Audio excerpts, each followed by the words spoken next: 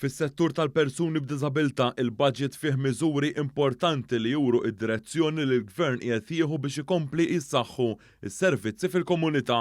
Qalet dan il-Kummissarju għad-Drittijiet tal-Persuni b'Diżabilità Samantha Paġgazan meta tkellmet ma' One News dwar reazzjoni tagħha dwar il-budget. Se jkun qed jingħata support għal personal assistance li huwa importanti ħafna huwa dejjem dak li kemm laqdiet volontari u anka aħna bħala kummissjoni dejjem sħaqna fuq l-importanza tal-personal assistant, imma wkoll li qed jagħti support lill-familji biex ikunu jistgħu jissapportjaw lil uliedhom li jistgħu jkunu tfal jew adulti li imma minħabba r-responsabilitajiet li jkollhom wieħed ikollu forsi joqgħod lura milli jaħdem.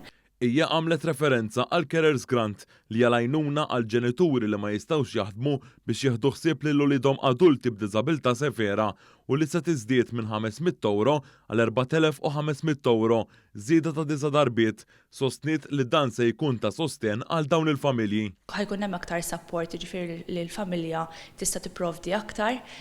Nemmen li tista' tnaqqas l-abbuż ukoll ta' sitwazzjonijiet fejn il-familji iduru għal l-allowances tal-persuna b'diżabilità nfisha dawk huma fondi li l-persuna għandha bżonn minħabba d-diżabilità tagħha.